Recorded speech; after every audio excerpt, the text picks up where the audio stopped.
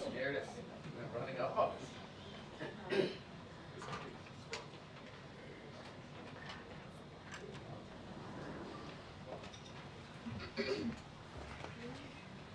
Good afternoon, everybody. So this week, kids across the country are heading back to school for the new school year.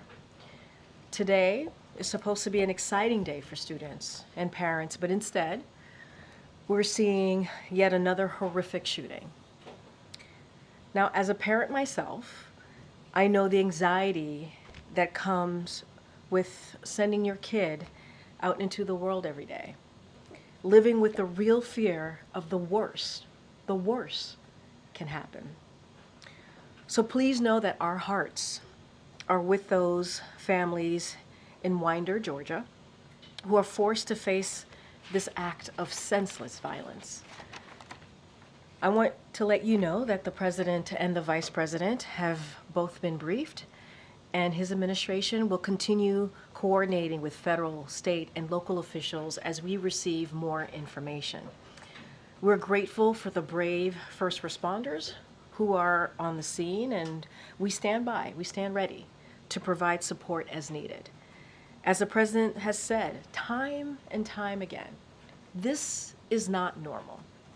This is not normal. Students and teachers deserve to know that their schools are safe.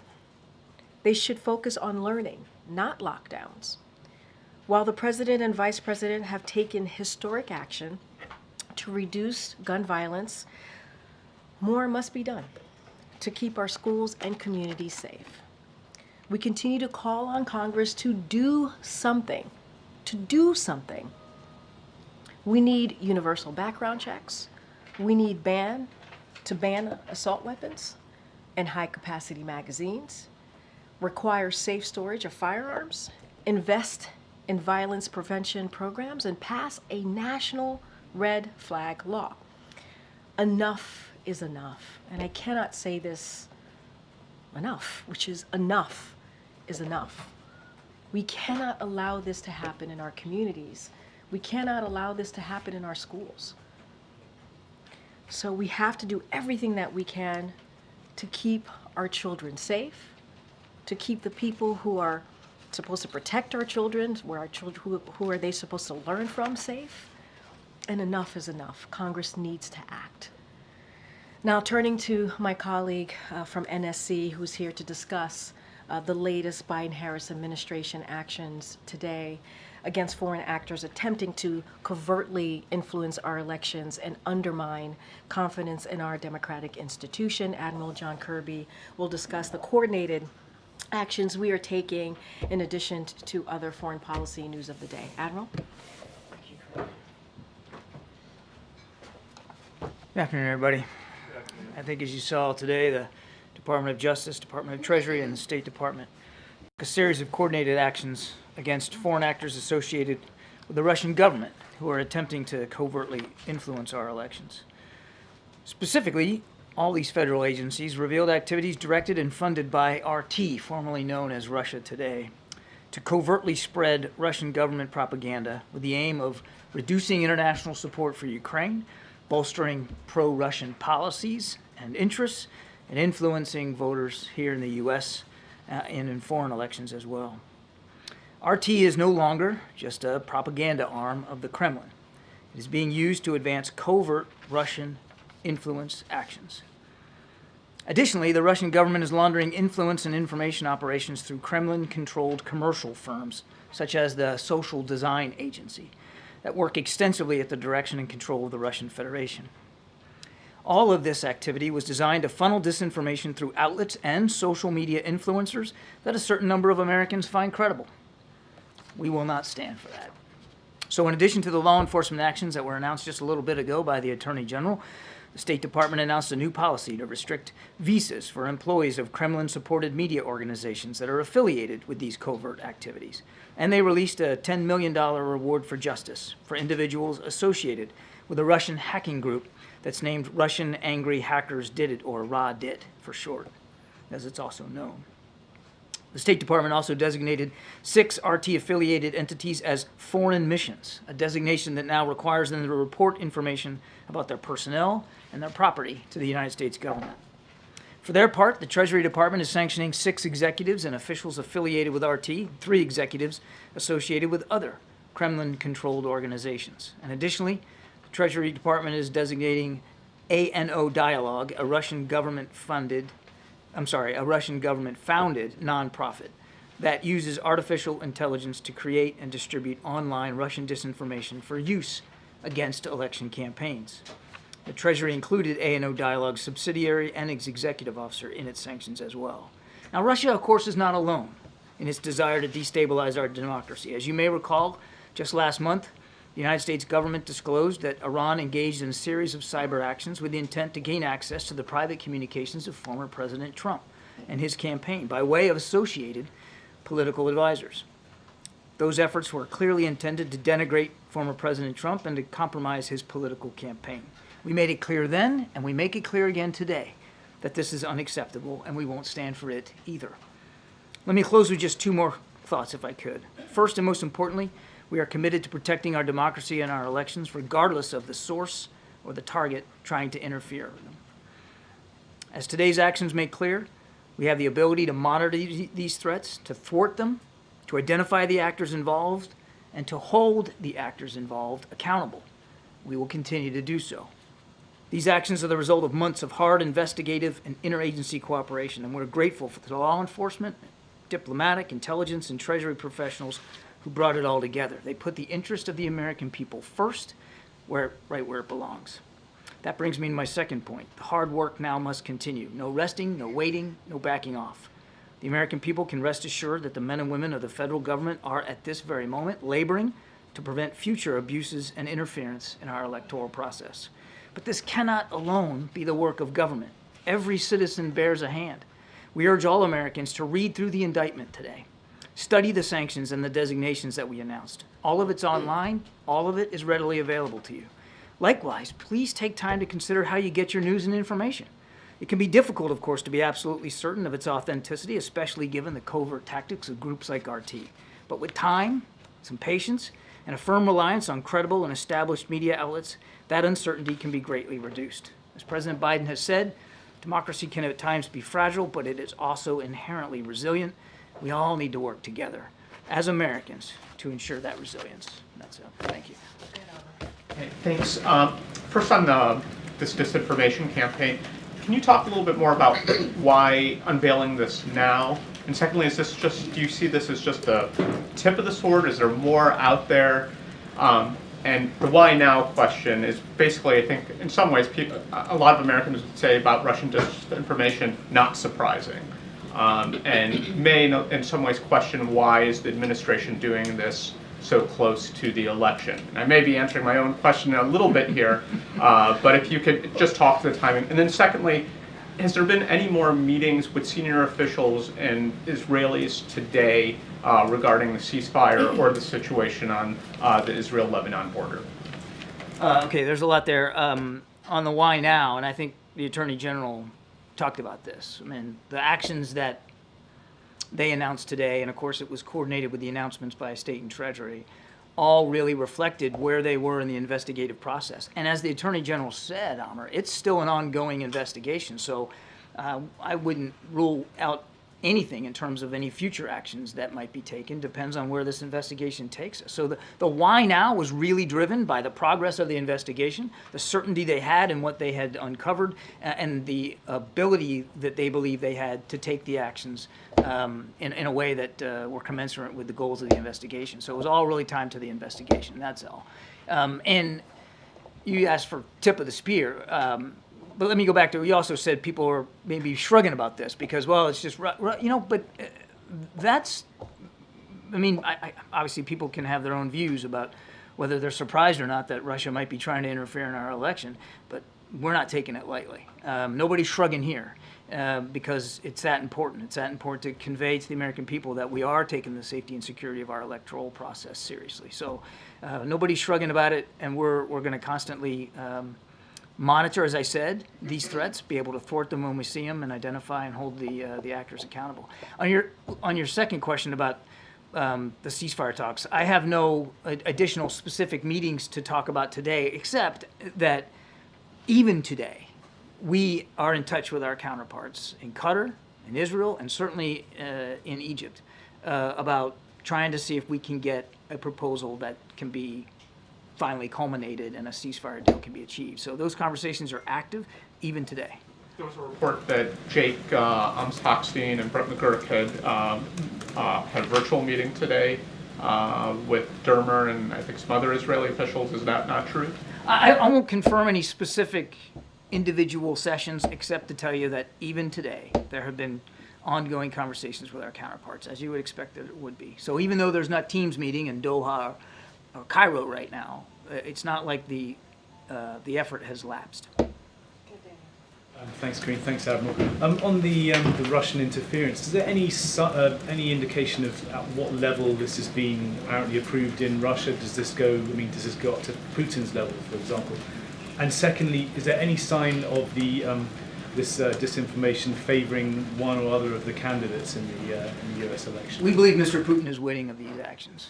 As for your second question, I think, look, in Iran's case, it was very clear, as I mentioned in my opening statement, and I think the Attorney General did too, very clear that they were trying to denigrate former President Trump and involve themselves in his campaign to their detriment. I would say, though, what we talked about in Russia, they are certainly trying to sow discord, feed disinformation, and try to put narratives out there through voices that the American people might find credible that support their policies, that support their interests, such as trying to diminish support in Ukraine. So it's very consistent with what we've seen Mr. Putin do in the past. Thanks, Karine. Thanks, Admiral. So as you alluded to, we've been here before, and after 2020, the administration imposed sweeping sanctions and also took efforts to prevent this sort of behavior. So why are we here again? And what about today's actions will deter future disinformation? We're here again because actors like Iran and Russia are at it again and continue to believe that it somehow suits their interest to interfere in our electoral process. So we're here because of what they've been doing, and that we're trying to hold them accountable and to make it harder for them to do this. And that's exactly what the actions today, and I'm sure actions to come as appropriate, will do. Will make it harder for them. Will it make it completely impossible? Probably not, because they'll find workarounds. I mean, these are actors, in this case driven by the Kremlin itself, that are bound and determined to try to change and influence the way Americans vote when they go in that ballot box. And that's why I said it at the end of my opening statement. Everybody, not just the federal government, but everybody needs to be concerned about this. And everybody needs to bear a hand in pushing back on the influence attempts by Russia. And then on Israel, we asked Karine, not me, I wasn't here yesterday, but my colleagues asked Karine in many different ways about the president's recent comments with regard to Netanyahu not doing enough to secure a ceasefire deal. So my question is whether he has directly expressed that himself to Netanyahu, that he is not doing enough. I would say that the conversations with the Prime Minister, every time they occur, are very direct and very forthright. These are two guys that know each other well, and the President, he makes his concerns very plainly known. But for all the things that those two gents may not agree on politically, and maybe not even completely agree on in the conduct of the war, they do agree on the central tenet that Israel needs to be defended, that the Israeli people shouldn't have to live next door to that kind of a threat, and that the United States, and President Biden specifically, is going to continue to stand with Israel as they defend themselves against this threat, and to do everything that we can to try to bring this conflict to a close. And then one quick one, just for clarification, because a lot continues to happen on this front. When the president is calling for a ceasefire, does he mean a permanent ceasefire at this point, or does he mean one long enough to allow the hostages to be released? Well, it's a little bit of both. I mean, the ceasefire that we're really trying to drive out right now is getting to phase 1, which gets you 6 weeks of no fighting. 6 weeks of no fighting, and that means more humanitarian assistance and then getting at least the first tranche of hostages out, the ones that are at the most risk, elderly, sick, women in particular. But if you can get through phase 1, because once you get into phase 1, and that's the goal, just let us get to phase 1 right now, then you can start building towards phase 2. And if you can get to phase 2, you can get both sides to phase 2, well, then you're talking about a real potential end to the hostilities in general, which of course will be a general ceasefire. So what we're focused on right now is phase 1. That's a 6-week ceasefire. Thank you. Yes, ma'am. Thanks, appreciate it. Taking a step back, just to follow up there, has the message from this administration been to families of Americans held hostage still that the only hope for their loved ones is getting to phase 1 of that ceasefire deal? Our message to the families, and we conveyed this recently, Mr. Sullivan did, is that we're going to keep doing everything we can to get their loved ones home where they belong. Everything we can. Right now, we continue to believe that the best option, the best possible way to do that is through this deal that's been on the table now for how many months. And as I've said before, I'll say so again today, we still believe these gaps can be narrowed. We still believe it's an achievable outcome. Whether we'll get there or not, I don't know. But we still believe that that we're close enough that we got to keep our shoulders to the wheel. I guess my question is, it might be the best option, but is it the only option? I think it would be imprudent for me to either negotiate the details of this deal in public or to speculate about any other kinds of What happens if it falls opportunities might occur if it falls apart. I just don't think it would be useful for me to do that. What I can assure you, and we have assured the families, is that President Biden and this entire national security team is 100% dedicated to getting their loved ones home. Right now, the locus of that energy, the full focus of this administration is trying to get this ceasefire deal in place. Switching gears to Ukraine, obviously a big shakeup in the government there. Is that the kind of thing that the U.S. is giving advice on or weighing in? When you hear, obviously you're in close contact with everyone in Zelensky's government, are they seeking your advice on how to make changes to their government? No, and we're not offering advice on how to administer their democracy. That's up to President Zelensky. It's up to the Ukrainian people. These decisions are President Zelensky's decisions to make with respect to who's supporting him in his cabinet. It's not going to change the way we interact with Ukraine. It's certainly not going to change the support that we're going to continue to provide them. Great. John, on a different topic, has the president spoken to his counterpart in Japan about plans to block the merger of the U.S. Steel deal? And are you concerned that it will impact relations between the two countries? No, there's no conversations to speak to, Jeff. President has been very consistent on this. He believes that American steel companies ought to be American-owned. There's a CFIUS process that needs to occur. This is the kind of potential transaction that we believe is suitable for a CFIUS review, and I really can't go beyond that. Just on a different topic then, back to Israel, do you have a timeline for when this latest peace proposal is going to be made? Ultimately, we'd like to have it now. There's a real sense of urgency here to try to get this done. And as I said earlier to Amr, I mean, even today, we've been having very active conversations with our counterparts in the region to try to get it across the finish line. We want to get it done now. It needs to be closed. Thanks, Karine. John, you're obviously willing to acknowledge that Iran's intent in attempting to interfere in the election is to, as you put it, denigrate a former president. You don't seem willing to acknowledge that Russia's intent is to denigrate the vice president. Why is that?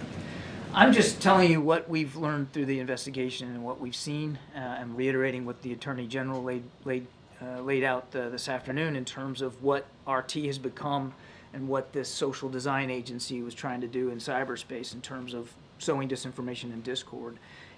It's not for some sort of queasiness about talking about their intentions. I'm just laying out what we've seen and what the law enforcement actions were taken today and why they were taken today. But obviously, when we have something declarative that we can speak to, we'll speak to that.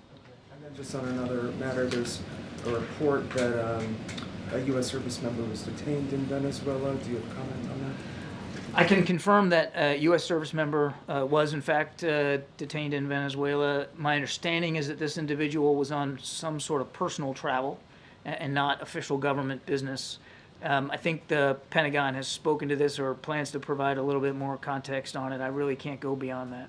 We're obviously, just the last thing I'd say is we're obviously in touch as appropriate as you think we would be with Venezuelan authorities to try to get more knowledge and information about this.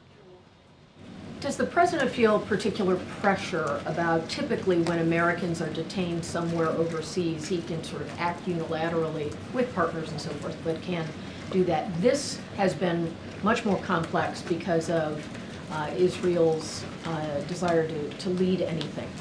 Does he have a separate track for unilateral actions that he could take, and does he have a timeline for that? Nothing's more important to the president than safety and security of Americans overseas, particularly those that are being held hostage or detained. And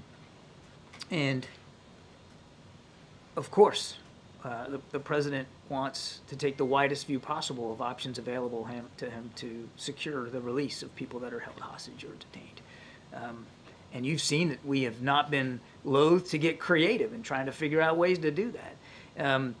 Of course, we think through many different options and alternatives. It would be irresponsible if we didn't, Kelly. But, as I said earlier, we still believe, and part of that is because we know we have gotten this done before with a previous hostage swap. We still believe that this is the best way to move forward. But we'll see where it goes, and obviously I'm certainly not in a position, nor would I ever, try to close down decision space for the president in terms of options that might be available to him. Oh, thanks so much. Just to put a finer point on Jeff's question from earlier on about the steel deal, can you say there has been reporting out there saying the president is prepared to nix that deal? Can you confirm that reporting? I cannot. And one other sort of just a quick question about, I didn't quite hear what you said about Putin's personal involvement. He was witting of this. He was witting of RT's activities. Okay. John, do you see a possible link between Russian attempts to undermine the support for Ukraine as a part of this operation and a 6 months delay in approving supplemental in Congress that we had earlier this year? And if we can stay on Ukraine, today Russia hit Lviv with ballistic missiles. It's a western city. 7 people were killed, also a 7-year-old girl. Yesterday was Poltava. It's a central eastern Ukrainian city. How does it make sense that Russia keeps on killing Ukrainians while Ukraine, and killing Ukrainians even far away from the front lines, while Ukraine is not allowed to use provided weapons to hit military targets inside Russia, where these attacks are coming from? Yeah, on your first question, I cannot point to connective tissue between RT's covert influence activities and the delay of the supplemental. You know, you should talk to members of Congress, the Republican side in particular, who held that up. And they can talk to their reasons for why they did that. And for that 6 months, you want to talk about what's going on in Ukraine today? For that 6 months, Russia made gains. Russia gained ground. They took territory. They killed more Ukrainians. And they really put the Ukrainian forces up against it because they didn't have the weapons to fight back. That was a tough 6 months, and it did set back the campaign in Ukraine. As for what's going on now, we condemned it yesterday and we condemn it today, what Mr. Putin's doing. Hitting civilian infrastructure, trying, especially in advance of winter coming, knocking out energy grids. It's despicable. Unfortunately, it's a play right out of his playbook. It's not something new that he hadn't done before. Nothing's changed about our view that Ukraine should be able to use the tools it has available to it to defend itself. And that's why air defense continues to be a prominent issue in these security packages that we're giving, so that they can help defend against these attacks on their energy infrastructure. But inside Russia, where these attacks are coming from. I was getting all warmed up. I was getting there. I'm telling you, nothing's changed about our policy with respect to long-range strikes inside Russia and for Russian territory. I also think it's important to note, if I might, that 90% of the aircraft that Russia uses for glide bombs and long-range strikes, we've done the math on this, 90% of them lie outside 300 kilometers from the Ukrainian border, deep inside Russia. So the argument that somehow if you just give them an ATACM and tell them it's okay, that they're going to be able to go in and hit the majority of the Russian aircraft and air bases that are in fact used to strike them is not true. It's a misconception. So we don't foresee the change in policy ever? I don't have any policy changes to speak to today. Thank you. First on elections, you know this is an election year. Elections are being held across the world in dozens of countries. During your investigations, did you come across that Russia and Iran, the two countries that you named, are try to interfere in the elections for other countries as well? We believe that they are using these same tools, particularly through RT and covert influence, to affect foreign elections, yes. Early this year in May, one of the senior Russian officials had said that US is trying to interfere elections in India. Are you aware about that? What is the response to it? It's not true. It's a ridiculous claim. Coming to next question about President's telephonic call with the Indian Prime Minister Modi after his trip to Russia and Ukraine. Do you think India can play a role in bringing peace and ending the war in any what way it can do it? Well, we certainly hope so. I mean, I've talked about this before. Any nation that is willing to try to help end this war and do so in keeping with President Zelensky's prerogatives, the Ukrainian people's prerogatives, his plan for a just peace, we would certainly welcome a role like that. Was there any I talk? thought you said you only had one more. Just follow up with that. Did the two leaders also discuss the situation in Bangladesh? Yes. And what was that? Well, I think they shared the concerns. I mean, the president made clear his continued concerns about safety and security of the people in Bangladesh and the future of their democratic institutions. Thanks, Karine. Thanks, John. Getting back to the Middle East, the President on February the 26th said, "My hope is by next Monday we will have a ceasefire." On Saturday evening, just past, he said, "We are on the verge of having an agreement." And it was on Monday morning when he was asked whether Prime Minister Netanyahu was doing enough to reach a deal, he replied no. Why did it take him more than 6 months to reach that conclusion? Conclusion? What conclusion? That Prime Minister Netanyahu isn't doing enough to get a ceasefire. The president wants this ceasefire. The president knows that in order to get this ceasefire, it requires leadership. It requires compromise. And it requires a common understanding of exactly how this ceasefire is going to benefit the people of Israel and the people of Gaza. And there are substantial things in here for the people of Gaza. But if you're asking me to apologize or issue some sort of regret because we want to get caught trying, because we want to see it over the finish line, because there are times when we've been optimistic that we can get there, only to learn that we couldn't, I ain't gonna do it. There is nothing wrong with continuing to try to achieve this incredibly difficult negotiation and this outcome, a ceasefire that again would visit terrific benefits all around, including in the region. And so have there been times when we've been stymied? Yes. Have there been times when we thought we were close and turned out that we weren't as close as we thought? Absolutely. And you know what? Today might be one of those days. Even today, I told the gaps are, we can narrow them. And today might be one of those days that maybe I'll prove to be wrong. But no apologies for trying. No apologies for keeping the shoulder to the wheel. But the issue isn't apologies for trying. The issue is, does the administration have a realistic view of Prime Minister Netanyahu's willingness to make peace? I think we know Prime Minister Netanyahu pretty well. Nobody better than Joe Biden. Sincere with one answered the pace. question. Thanks. Earlier this month, Vietnam's president traveled to China and met with their president. We're hearing that Vietnam's president could meet with Biden on the sidelines of the United Nations General Assembly later this month. Can you confirm this meeting or just comment on the significance of such a meeting given the state of... Which meeting?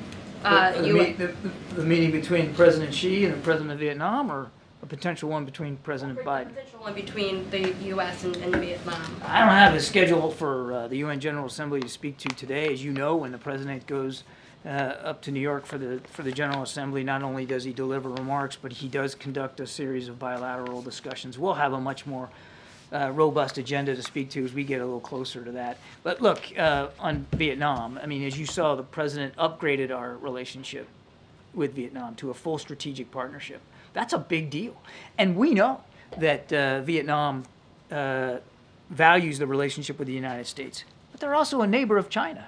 They live in the neighborhood, and of course every nation's leader there has to determine for themselves what that bilateral relationship with China is going to look like. We respect that. Thank you, I appreciate it. First, thank you. First on Russia, this is the type of activity that's been going on for the better part of a decade, and this You mean the election interference? Yeah, and the usage of particularly social media profiles to report false accounts and false narratives. And I'm wondering what role you think the companies and the platforms play in allowing these accounts to proliferate. These are private companies, and certainly they have to make their own decisions. It's not about, we obviously are respectful of freedom of speech, and certainly respectful of the private decisions that these companies' leaders have to make. But we do think it's important, and today's actions and the way the Attorney General laid it out is important to expose it, to disclose it.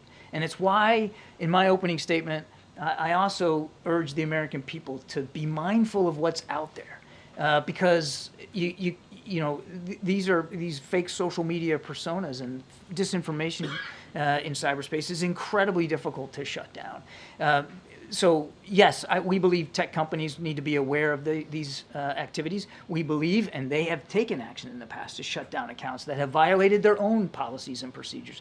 We encourage that as well. But it also is the consumers too. The reader, the viewer, they have responsibilities as well to make sure that they're getting the best possible, most accurate information. And you're not always going to get it just in an online format. And on the Middle East, the Justice Department also unsealed charges against Hamas leaders for the actions of October 7th. The charges were dated back in February, but one of the Hamas leaders that was named is currently located in Doha. And I'm wondering if the U.S. is pressing Qatar to have that leader extradited or arrested. I don't have any law enforcement activity to speak to about that today. Is there any impact that you think unsealing these charges from February will have on the negotiations where they stand right now? Why unseal them today? Well, again, I refer you to the Justice Department for the decision to why unseal them, as you rightly said, that the indictments actually date way back. So that I let the Justice Department speak to the decision about unsealing it. As for an effect on the discussions, it was important to unseal those. It was important to make that known, that we were holding these Hamas leaders accountable. At the same time, we continue, as I said to Amr, having active discussions about the ceasefire deal. We still believe we can get there. What about Al Jazeera in the back? Go ahead. Thank you so much. I really appreciate it. Very quickly, John. Sorry, man. I appreciate it. What pressure is the United States putting on Hamas and Netanyahu to close this deal? I'm sorry, say again. What pressure we're putting on? What pressure is the United States putting on Hamas and Netanyahu to close this deal? It's not just about twisting arms and putting pressure. It is about having active, what we hope to be constructive conversations about negotiating the final details. And that's really where we are. And in any negotiation, when you get down to the brass tacks, that's when the horse trading really begins, and that's where it gets difficult. And that's where we are right now. It's really about trying to get both sides to yes here. And again, I can't negotiate the details in public with you. But I heard a question asked yesterday in here about why we're only pressuring one side and not the other. And I tell you what, it was a question about how only the Prime Minister is feeling the heat. And I'll tell you, if you're Mr. Sinwar, he's buried in a tunnel somewhere. He ain't coming up for air too much. His forces have been decimated. His resources have dried up. The people he claimed to be protecting and defending are living in deplorable conditions because of the war that he started on the 7th of October. So I don't buy this notion that there's no pressure being put on Hamas or Hamas leadership. And the indictments that were unsealed yesterday, I think, prove that as well. So, thank you so much, Adam. Thank you. Appreciate it. Okay. I do have. Sorry, guys. have your patience for a second. All right, I do have one more thing before we get going here. So lastly, today is a day of mixed emotions for us in the press office as we say goodbye to Christine Thompson, who's off to the Capitol Hill. The amount of times I said hello and goodbye to people, it's, but this one is very much one of those that goes in the box of we very much do have mixed emotions. In a true diva fashion, she's leaving on Beyonce's birthday. Because if anyone makes an exit with flair, that is Christine, a proud member of the Beehive. Christine has worn several different hats in the White House, not just here in the White House press office with us. She joined the White House as a summer intern. So if you have ever been an intern here or want to be an intern here, there are many opportunities. So went on to serve the First Lady's office, comms office, and then moved over to the press team as one of our wranglers, as you all know. She's from Alabama, and she is Alabama all the way down with Southern charm, Peter. I'm sure you'd appreciate that. Quick wit and a hint of shade. We'll miss her dearly, but we know she'll keep moving on up. And here's to watching her shine on the Hill. We are so proud of you and excited for you. And if you have a moment later today, please come to the back, lower press, and give your goodbyes and well wishes to Christine. All right.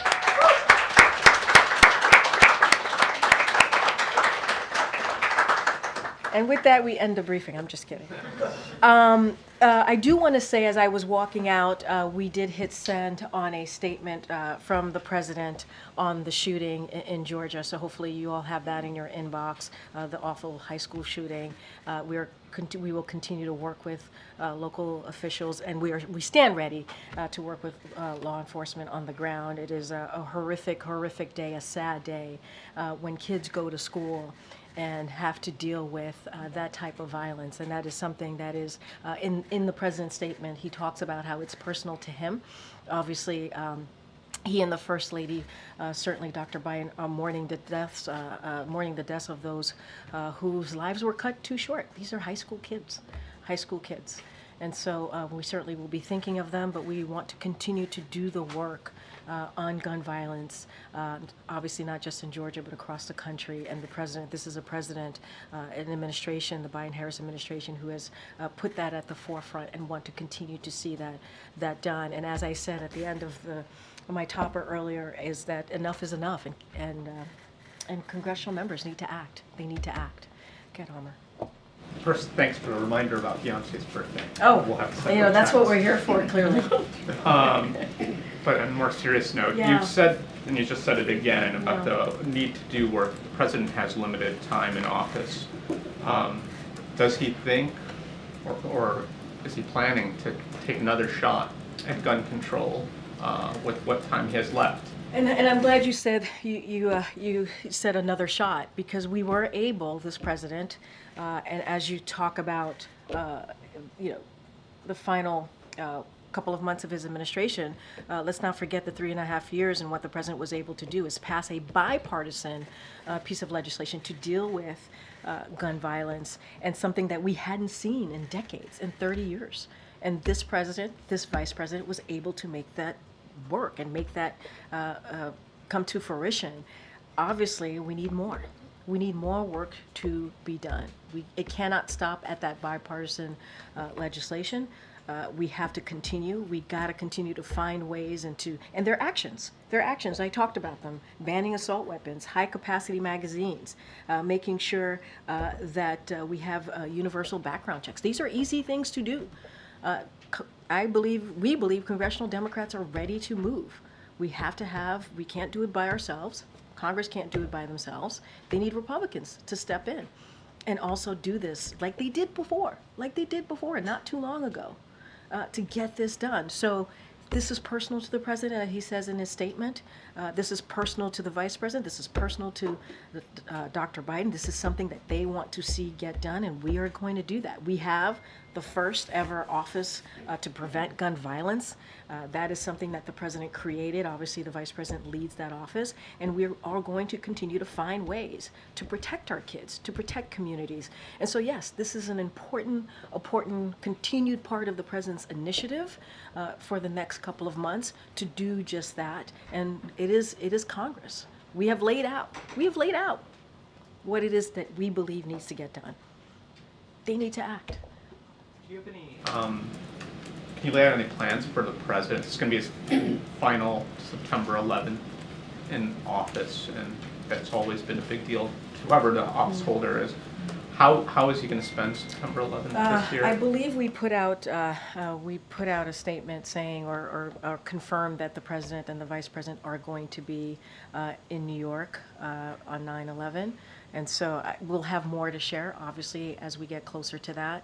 But look, I have traveled with the president on his trips as it relates to that horrific day, and he is someone who certainly never forgets and always honors those that we lost, and will continue to do so. And next week he'll do that alongside the vice president. Will he visit the other two I sites? don't have anything more to share beyond that, but you will see the president and the vice president next week together as they mourn the thousands of lives that were lost on that day, and also the first respondents who obviously put their lives on the line to protect Americans on that day. Just indulge in one last small one from his and his family's vacation last month to Santa Ynez. Has he reimbursed Joe Kiani for the ranch, and can you tell us how much? Yeah, so what I can say, look, I'm not going to get into cost here. First of all, the president is the president wherever he goes. He certainly was busy during that time that he spent with his family. And so the president does what he's done every year since he's been president, has taken that time with his family around the summer months or even around the holidays, which is in line with other presidents. So there is the same actions, the same thing that other presidents have done when it comes to these types of vacations. I can say that this president has done.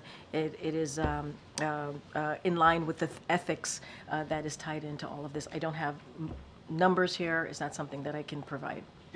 Did he pay something? I just don't have anything beyond that to say, but to say that he has taken he's taken every action or done the same process that every other president has done when they have taken time with their family. There's nothing new. It is in line with what is required by him to take. I don't have numbers here to share with you. Okay, Peter. Thank you. President Biden's approval rating is soaring. It's up 13% all the way to 48%. Does it bother the president that people are so pleased that he is retiring? Am I hearing a little twang in your voice, Peter? A little something in your... I know better. No, but you guys keep telling us to appreciate him on the way out about the Inflation Reduction Act and things like that. I'm glad that you listen to me when I'm up here. Look, here's what I can say.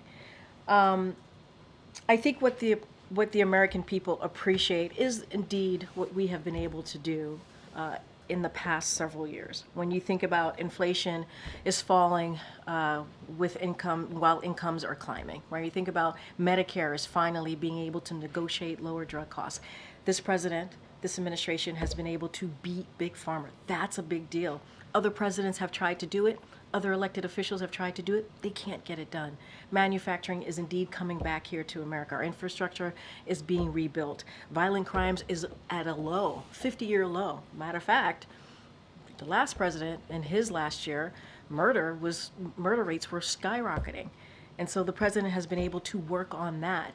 And this is a president and a vice president that has done the work to make Americans' lives better, to make their lives better, to change their lives in a transformational way that is going to matter. And I think that's what the American people want to see, and that's what this president has been able to do. A different topic. Vice President Harris once said years ago that she wanted to decriminalize illegal border crossing. Now she's saying that her values haven't changed. And so how much ownership does she have for this latest NYPD stat that 75% of arrests in Midtown Manhattan lately have been migrants? My goodness, there was a lot in that question. I mean, look, just going back to the values, and obviously the vice president can speak for herself, and her campaign will speak for herself, for her. Her values haven't changed, and you heard that on the interview that she did with CNN very recently, and I think that's important. I think someone's values matter, and that's what you see from the vice president, and certainly that's what you see from this president. Look, as you're talking about the New York, I believe it was the New York Post report, as you just stated, look, you heard directly from the New York Police Department. They put out a statement which was reflected in that story. So I just want to, in your story, so we want to be really clear. So I would refer you to the spokespeople who spoke to this. And I would say more broadly, we fundamentally believe this administration, including Harris, because this is the Biden-Harris administration, believe that anyone found guilty of crimes should be held accountable. That is something that we fundamentally believe. And you have heard us say that we welcome local law enforcement support and cooperation in apprehending and removing individuals who pose that risk, who pose a national security risk. And so that's what we welcome. I would refer you to the New York Police Department. They actually spoke to this and kind of spoke to that number that was being used, and I would refer you to them. And so my last question then would be, if the vice president's values have not changed, why have so many of her positions on policies changed? I would say look at what the vice president has done with this president the last 3.5 years. Look what we have been able to do. Look what we've been able to do at the border without much help from Republicans, because they're too busy listening to the former president, sadly, and telling them not to actually do the things that majority of Americans want to see them doing, and that being dealing with the challenges at the border. They listen to Donald Trump instead of continuing to work with us in a bipartisan way. That's what they chose to do. That's on them. But because of the actions that this administration has taken, we have seen those actions lead to numbers going down at the border. And that matters. And that matters. And that's because of the work that we have done. And, and you heard me talk about the economy, what the president and this vice president have been able to do. We cannot forget what the Biden-Harris administration inherited when they walked into this administration. A once-in-a-century pandemic, people were dying. Thousands of people were dying a day. And the last administration, the Trump administration, didn't bother to leave a comprehensive plan on dealing with the pandemic. They didn't bother. They were too busy. He was too busy telling people to inject bleach into their bodies. That's what he was doing. Meanwhile, this president and this vice president passed the American Rescue Plan. Only Democrats voted for that. And because of that, we were able to open up schools. Because of that, we're able to open up businesses. Because of that, we're able to put some checks in pockets for people who really needed it. Think about the child tax credit. That changed lives for families and put shots in arms. And so that is why we have an economy that is growing. That is why we have an economy that is leading the world. And those are just the facts. You said for September 11th that the president and the vice president will be in New York. Yeah. Did you say if they'll be at Ground Zero Memorial? They will be at Ground Zero. We'll have more details to share. Okay. They'll be at Ground Zero for the memorial? Yes. Okay. On guns as well, does the president feel that he's exhausted executive actions at this point on I gun control? mean, look, Zolan, you know this. You've covered this. The president has taken more than 24 executive actions. 24 executive actions on trying to do everything that he can to prevent gun violence. That is a lot. Look, he will always find ways to see what else he can do, to see what else his administration, the actions his administration can take. We have the Office of the Gun Violence Prevention, and what that does, one of the things that does is those executive actions and also that legislation that was passed and that he signed to make sure that we move quickly with those actions and particular components of that act, and so that we put that out there into communities and make sure that we're doing everything we can to continue to keep or to try to keep communities safe. But the answer is legislation. We have to have laws, more laws, additional laws, so that we can protect communities. But as far as the White House, I mean, do you feel that is the White House fully in implementation phase with the actions already taken, or are there any executive actions that could? As I said in my answer just seconds ago, we are going to do everything that we can, his agencies out there, including with the president, to see what else can be done. But more than 24 executive actions is nothing to sleep on, right? That is something that he moved forward on because Congress wasn't moving fast enough. Right? We were able to get that bipartisan act done, but we needed to do more.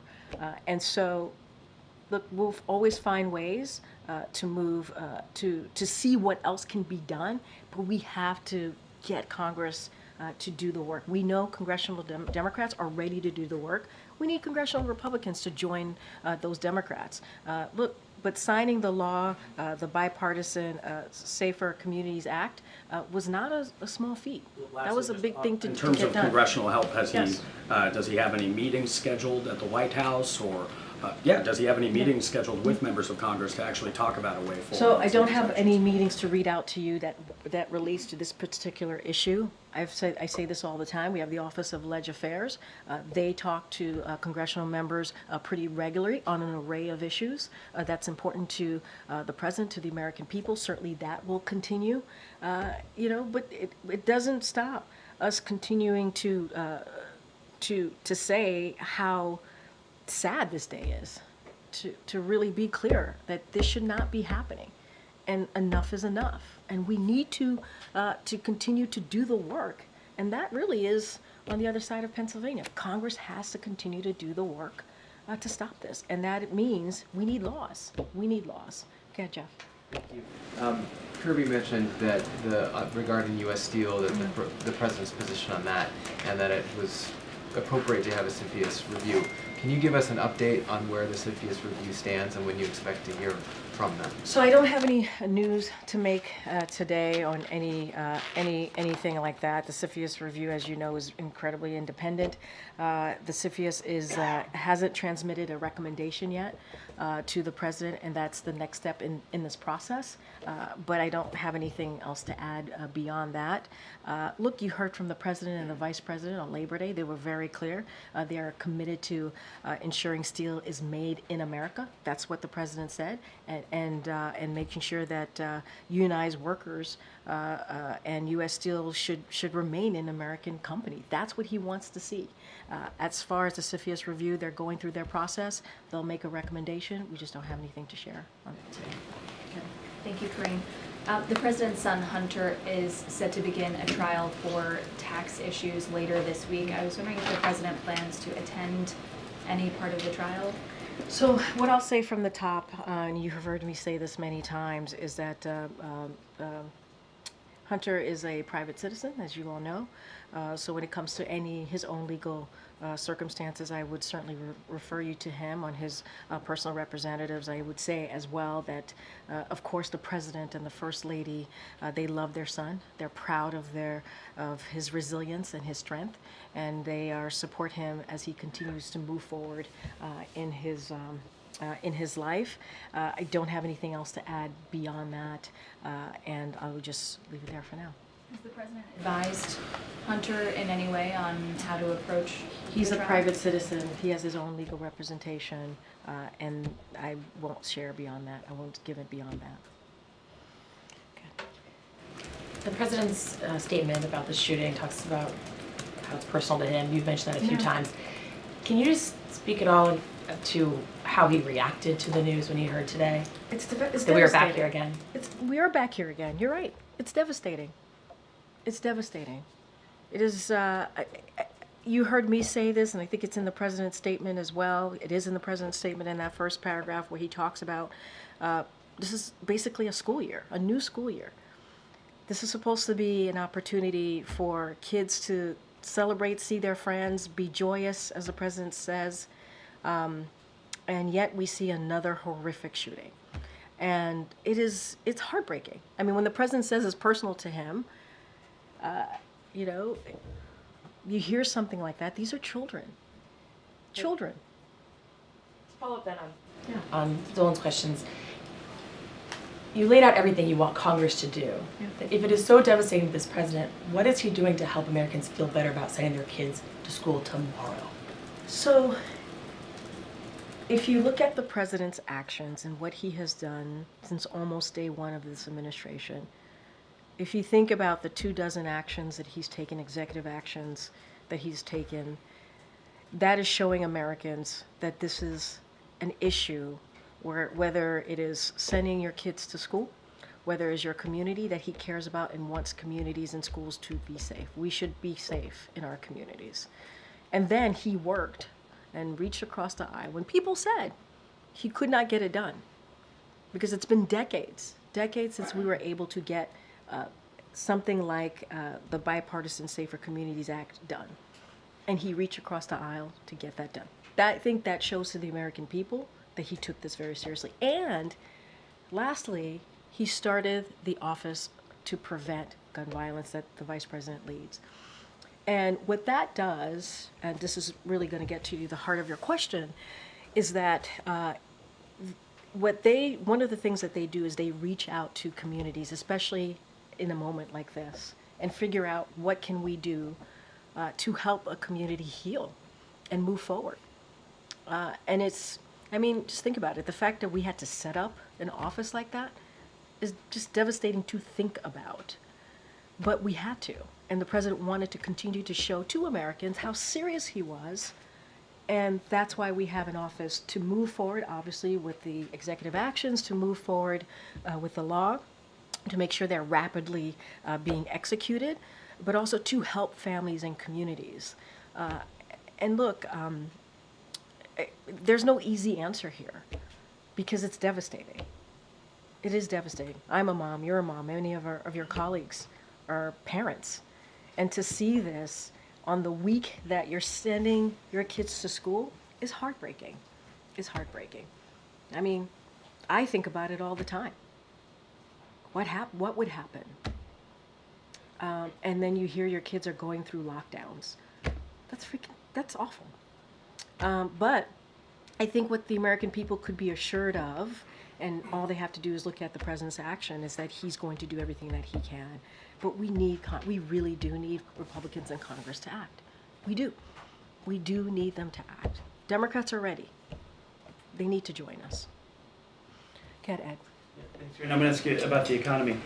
So the JOLTS report came out that shows that 7.7 million jobs are open in this country, but the revisions in that number showed that the layoffs have been revised up. Last month, 62,000, 1.6 million. We have a jobs report coming out on Friday. Has the jobs growth significantly stalled in this country? So a couple of things that I do want to touch on, look, because of the strong recovery and the work that this president and this vice president has been able to do over the past 3.5 years, job openings remain high and layoffs are in near record lows. I think that's important to point out. That's what we see in that JOLTS report. And you talk about layoffs. In fact, they are lower than the average during the prior administration, even before COVID. Because I know folks want to focus on COVID, but even before then. And the ratio of job openings to unemployed workers is back to its pre-pandemic levels as well.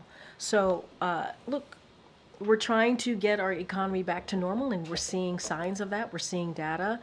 The job market remains strong. We have unemployment that is low at 4.3%. Jobs are being created at a healthy pace, with more than 170,000 jobs created per month over the last month. PCE inflation is down by 2.5%, pardon me. GDP grew by 3% last quarter.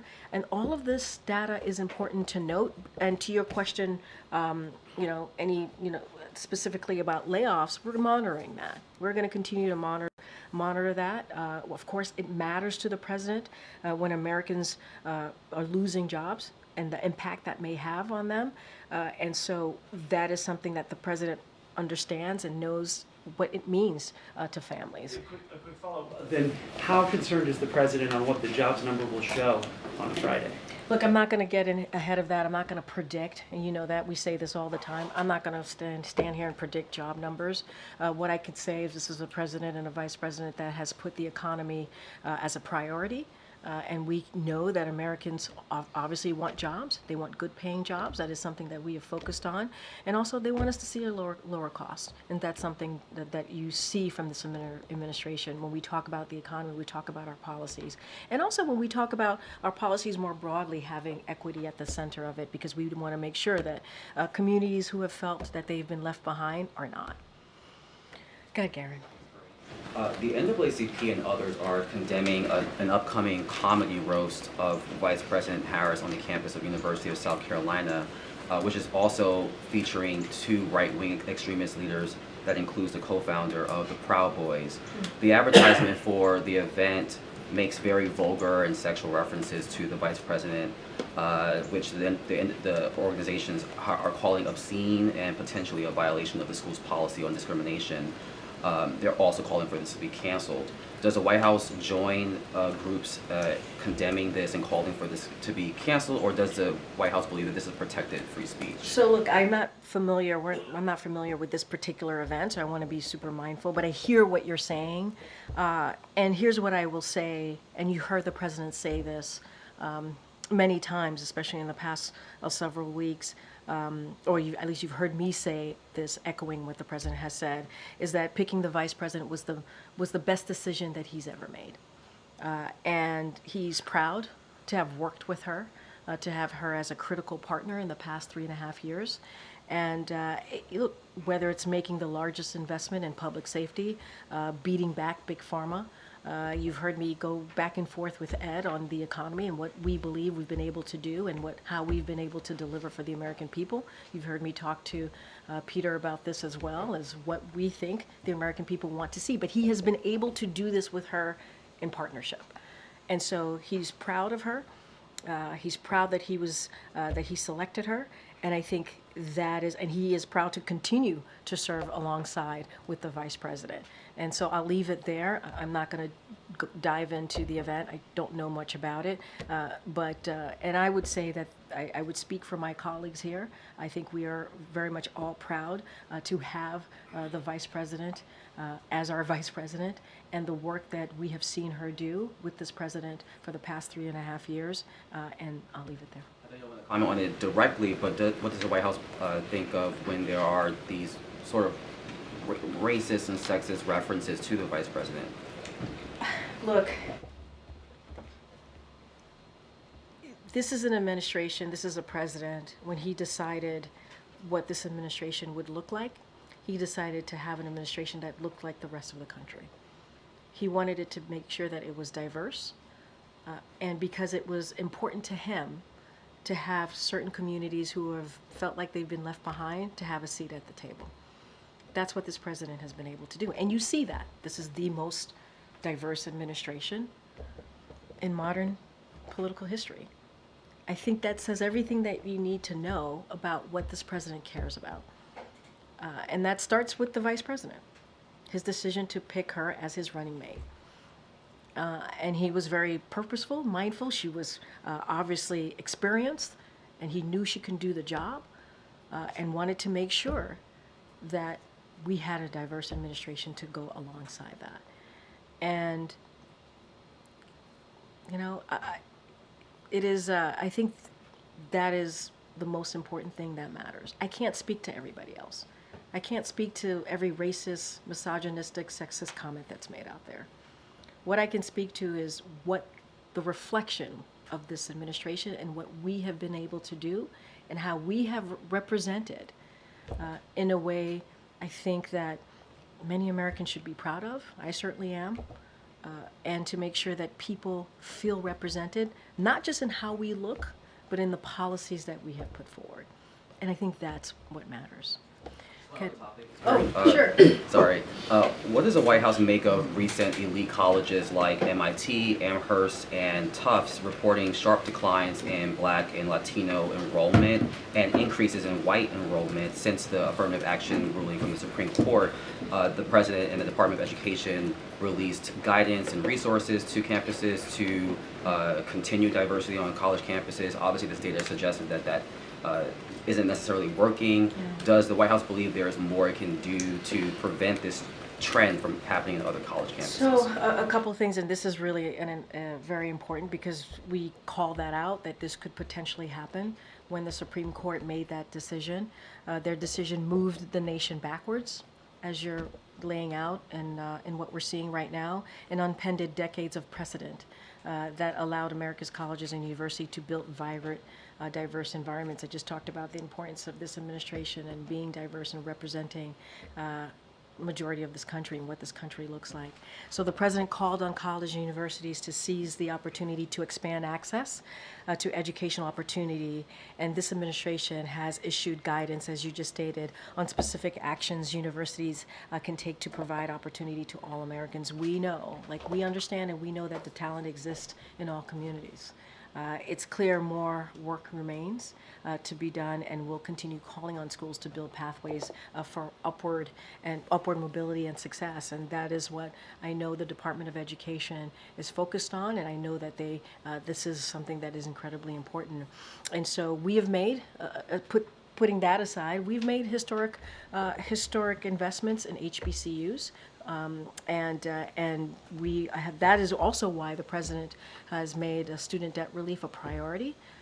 And so we'll continue to do everything that we can to ensure that Americans have access to educational opportunities. That is our commitment. That is the president's commitment. And you have seen that along the way over the past 3.5 years. Okay, Alicia.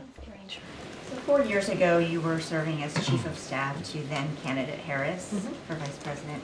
Is there anything you can share about how she prepares for a debate? Oh, that is so very interesting. Very clever, Weisha. Well, you would know. You're right. I would know. Look, I do want to be. What you just stated is correct. That was my role 4 years ago. I was the chief of staff to the running mate, obviously, who's now the vice president. And involved in the debate at that time. I do want to be mindful because obviously in a week, in less than a week, there'll be a debate that the vice president will be participating in, and I would have her campaign speak to that specifically, however they wish to talk about that. What I can say, more broadly speaking, is, and I think you've all seen that, especially very recently, you know, the vice president is smart. She is someone that knows how to get the job done, and as the president has said, and I will echo this, I mean, you know, we all certainly believe as well when the president said that it was the best decision that he's made as picking her as his running mate. And so I think it's a stay tuned kind of moment, and I'll let the campaign speak to it. Has the president offered any advice to her since he was just in the shoes she will be in a few days? So, look, what I'll say is that the president and the vice president speak regularly. They see each other regularly. You saw them, obviously, on Monday together, shoulder to shoulder, talking about how they've been able to deliver for the American people, talking about Labor Day, the importance of union, the president being named the most pro-union president ever. Which is a title that he's very proud of. I don't have anything beyond that. They speak regularly. He certainly is proud of everything that she's been able to accomplish, especially as we look at the past couple of weeks. I just don't have anything beyond that. Thank you. Go ahead, Mike. I know you're not in here regularly. I'm always here in spirit, though. In Karine, spirit. you know that. I feel it all the time, every day. I know that we're still early hours of this tragedy, but I just wanted to ask if there were any early indications you received about either potential changes or additions to the president's schedule. Obviously, he's supposed to be on the road the next 2 days. Look, you know, as you just stated in your question to me, these are certainly the very early moments, early hours of this. So I certainly don't have anything about the president's schedule to share of any changes. But you know, as the president says in his statement, he and Dr. Biden are mourning the deaths of those whose lives were cut short due to senseless violence. And I think it's a sad day. It's a sad day. And I cannot imagine, I know the parents who have their child going to that school are probably frightened. scared, mourning, and our hearts go out to them. And I know that just parents across the country are thinking about this day, and this is a day that you fear, a day that you fear. And I think this goes a little bit into the question that I got from Mary Alice. It's like, yeah, now parents have to think about tomorrow and the next day and the school year. And what I want them to know is that the president is doing, and the vice president, this administration is doing everything that we can to make sure that communities feel safe. And that means also calling out on Congress, Republicans in Congress, to act, to do more, to meet Democrats and to do the work. There's more that we can do to make sure that parents and kids and teachers feel safe when they wake up tomorrow morning and have to go back to school. And it is a sad day. It is a sad day. With regard to the president's travel the next 2 days, obviously these are different kinds of events that he might have been doing if he was still a candidate for re-election. Can you talk about how the White House has sort of reimagined what he will be doing, how he will be traveling these next few months? Look, you heard us, as you said, he's traveling the next couple of days. He's going to be going to Wisconsin tomorrow. He's going to Michigan on Friday. And he was just in Pennsylvania and Pittsburgh with the vice president on Monday. And so what I'll say is he'll be out there. He'll be out there talking directly to the American people. He looks forward to it.